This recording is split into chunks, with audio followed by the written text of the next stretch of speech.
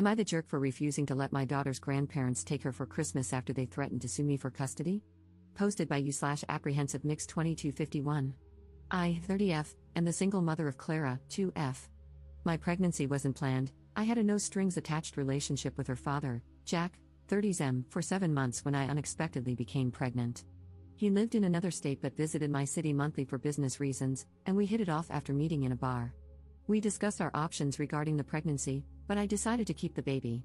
Jack wanted to be part of her life, so we planned to raise the baby together, not as a couple, just as co-parents. Unfortunately, Jack passed away during my pregnancy.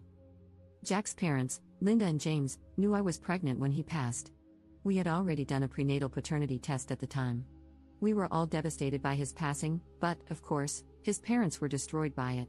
Clara is their first and only grandchild, and she became their beacon of light in a dark time, as they say. They have 2 other daughters, Ruth, 37F, and Lily, 27F, but neither has children. Ruth has been trying to conceive for a long time with her husband, while Lily is child-free and single. Jack's whole family lives in another state, except for Lily, who lives abroad. They have a family business, so their lives are rooted there, while I have my family and career in my current city, where I live with Clara. Since Clara was born, we have had an agreement, nothing legal, but we all agreed on visitations for her grandparents and aunts. They usually visit Clara twice a month. James and Linda visit the most, but Ruth also shows up sometimes. I really appreciate their presence in her life. From the beginning, a point of contention in our relationship has been traveling with Clara to their state. They have a large property that has been in their family for over 100 years, as well as a family business. In their small town, they are treated as almost royalty and want Clara to experience that. I understand that it's good for my daughter to know her heritage, but I have always put my foot down on the idea of them traveling with her without me. I have already visited their hometown 3 times with Clara since she was born, but apparently, this isn't enough. Our relationship wasn't perfect. I had some issues with Linda meddling way too much in my parenting, but we were civil until I started my current relationship. I've been dating Ted, 34M, for almost a year, and things are tense with James and Linda. Ted and I don't live together, and he has a daughter, Marie, 4F, who lives with him.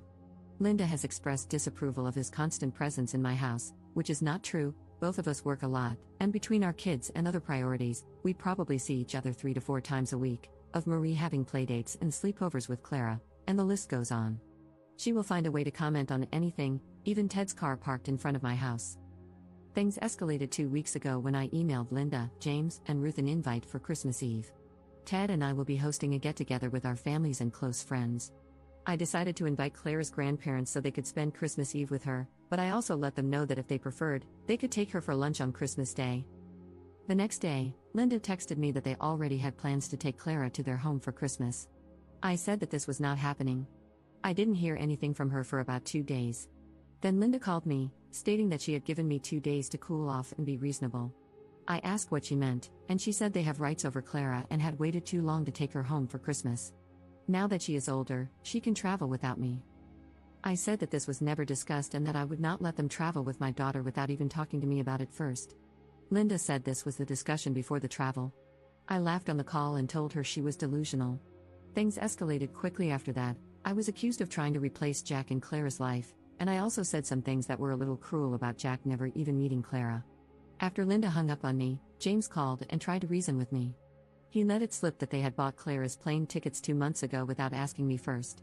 I said there was no way I would let them walk all over me. James lost his temper and demanded that I apologize to Linda or we would go to court over this. I didn't back down and said they were the ones choosing to fight over this, not me. Well, after some time of silence from them, I was served with court papers. They are suing me for custody of Clara and claiming that I am unfit as a mother. I already have a lawyer whom I consulted before our fight over the phone. She told me yesterday that they have almost no chance of getting any custody. The most they could get is visitation, but still, I am worried about this becoming a legal battle. Edit. Some clarifications are needed. 1. How do Linda and James know details about my life? How do they know about Ted's car and Marie's playdates? They do live in another state, but they visit often. At least twice a month, they come to see Clara, and they come to my house to pick her up and drop her off after their outings. This is how Linda noticed Ted's car in front of my driveway. Since I live in a gated community, this type of parking is forbidden unless it's the homeowner's car. The first time she saw his car, Linda asked if I would call security to tow it, and I said no because it was Ted's car. They also used to FaceTime Clara 3 times a week. That's how they learned about some of her playdates and sleepovers with Marie. They called when Marie was still at the house with Clara and saw her. 2. They expected my toddler to travel alone on a plane? No, I think I didn't explain it well enough. James said they would travel to my city, take Clara with them on the plane to their state, and after a week, they would bring her back. She was never supposed to travel alone, that was their plan. 3. Do I believe they were going to kidnap my daughter? I don't know. I think it's possible. Some comments made me paranoid, to be honest. James said they bought her return ticket, but I don't think I should trust him without proof. Their word means nothing now. 4. Do I still have contact with them? No, my lawyer advised me to cut all visits and video calls with Clara and only communicate with my daughter's grandparents through our lawyers. They are not blocked on my phone, but I will not answer any calls from them. If they text or email me, I'll forward it to my lawyer. Trust me, today was all about making an FU binder and documenting every little thing. Thank you so much for the advice, everyone. And don't worry too much, Clara and I live in a very secure community with cameras and armed security. Nobody will take her from me. Update 2 months later. Hey, I posted my story here a few months ago and was surprised by how quickly it blew up, not only on Reddit but also on other apps. I wasn't sure if I should post an update since I feared being doxxed. I also received a ton of hate through messages and from people reposting my story, bullying me, and wishing for me to lose custody of my daughter. Regarding the possibility of doxing, I talked to my lawyer and showed her my post. She said I could update as long as I kept the fake names and avoided sharing personal details. So far, no one in my life has discovered my post, which makes sense since English isn't our country's first language. More than 2 months have passed, and a lot has happened since then.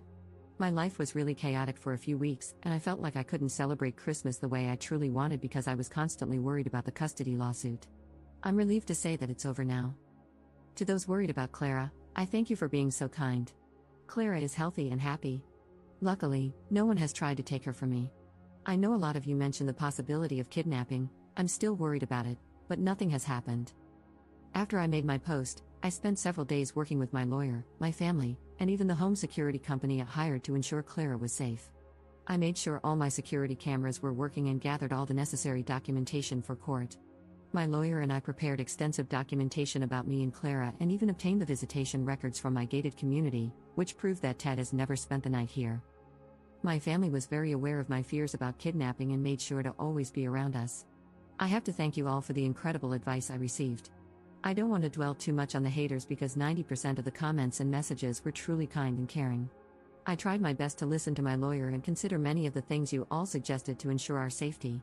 Not only that, but I spoke with Clara's pediatrician, pediatric dentist, swimming teacher, and even my parents' church, where Clara sometimes attends kids' classes. They are all aware of the lawsuit and understand that no one should disclose any information about Clara or me under any circumstances.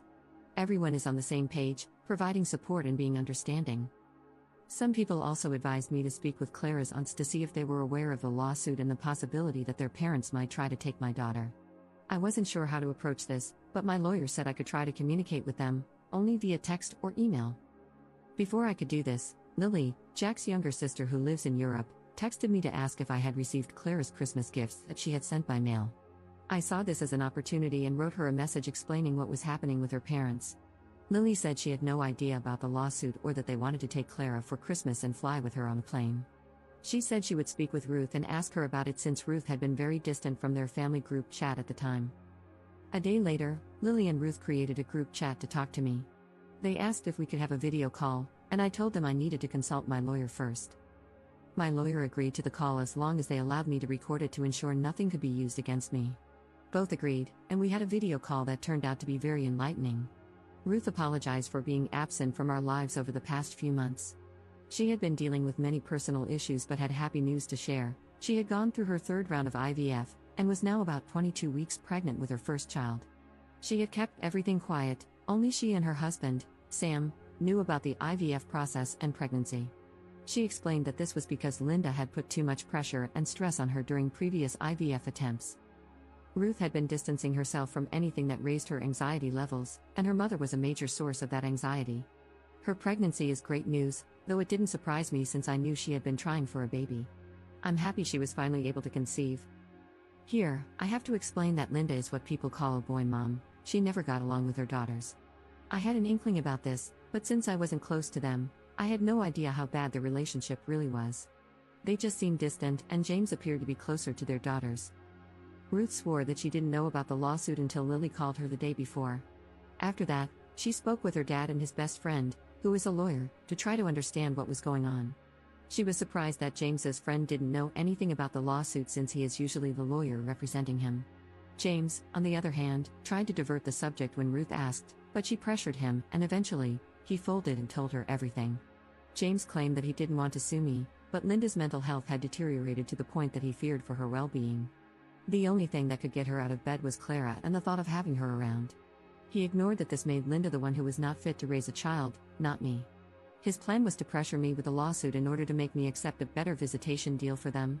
They wanted more days with her and the ability to travel with her to their home multiple times a year. James never said that they wanted to keep her forever, but I do not trust his words. My trust is shattered. Ruth and Sam ripped into James for suing me over custody to manipulate me and for not forcing Linda to go to therapy. He said Linda didn't accept the idea of seeing a therapist because she was not crazy and said that she would not go under any circumstances. Ruth had to threaten James that if he didn't withdraw the lawsuit and get the help that both Linda and he needed, she would go no contact and resign from the family business. She was very worried about the idea of them doing the same to Sam in case she died and their child was left with her husband. James kind of broke after this and caved to Ruth's demands. After my call with Ruth and Lily, I was under the impression that the lawsuit would be terminated. Unfortunately, in my country, from the 20th of December until the 20th of January, the courts are on break and only deal with emergency cases. Mine wasn't. Their lawyer reached out to mine to discuss the end of the lawsuit and the drafting of a visitation agreement that the family court would approve. We agreed to work on this, but I would only sign any visitation agreement after they had withdrawn their lawsuit for custody and only if they agreed to follow my rules. From what I know, after being pressured by her whole family, Linda eventually accepted therapy and is now seeing both a psychiatrist and a therapist. She was diagnosed with depression and PTSD related to Jack's death.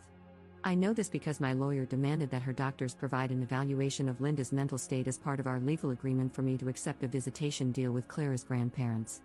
I never said it here, but Jack's death was sudden and violent. He was a victim of a robbery. All of us were shocked by his passing, but Linda and James took the brunt of it. I always felt that they didn't mourn enough since they switched their attention to my pregnancy a few weeks after his passing, and I was right to think that. In our visitation agreement, I also demanded that both James and Linda go through grief counseling, to which they agreed to a number of sessions. James, Linda, and I are attending virtual family therapy for the first few months of our agreement to ensure we are in a healthy space to deal with our relationship and put Clara's well-being first. Regarding this, I have nothing to complain about. They accepted my terms pretty easily. They did try to fight against the idea of supervised visitation, but I had no reason to accept otherwise.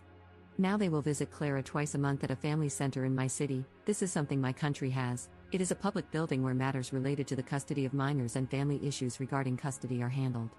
They have very good security there. Those visits will be supervised by a social worker who was assigned to our case by the judge who signed our visitation agreement. Regarding my fears of kidnapping, I have to say I didn't feel validated by my country's laws. My lawyer and I went to a police station and filed a report about the possible kidnapping. They didn't seem to take it seriously, and as of now, they will not press charges. At least there's paperwork documenting my concerns. James ended up sending my lawyer Clara's plane tickets to prove they had bought her 2 tickets and were not planning on staying with her. Since they have money, I don't think it would be hard for them to buy a return ticket, knowing they would not use it. So I still do not trust or believe them. I have no plans to let them visit Clara without supervision. Even their aunts know that if they want to see Clara, they will have to be supervised too. Everyone is accepting this for now, and the visit started a couple of weeks ago. Let's see what happens in the future. I also do not intend to travel to their state or city in the near future. I'm truly scared about the possibility of them using their power to take my daughter, so I will not make it easier for them. Thank you again for the help and well wishes. As of now, Clara and her mama bear are doing well and enjoying a couple of days that I took to spend quality time together and finally celebrate since our Christmas was very stressful. Relevant comments. Commenter. Did you have to give them visitation? If someone tried to take custody of my child or even just threatened it, I'd never want to see or hear from them again. The pair of them are unhinged. Her husband wasn't helping anyone but himself by thinking he was taking the easiest way out by threatening you. What happens in the future when they want more visitation rights again, if they don't agree with the way you're raising her, or if you say no to anything? I'm thinking large presents, trips away, etc., when she's in that stubborn teen stage. Get your ducks in order because this will not be the last time they try to bully you into doing what they want. Ops response. By my country's laws, grandparents have rights, especially in cases where their child is deceased, so if I let this go to family court, they would probably receive the same amount of visitation or more. Additionally, they could have one unsupervised visitation, which is my biggest fear right now. My lawyer and I are preparing to fight them in the future, which is why everything is now included in our official visitation agreement.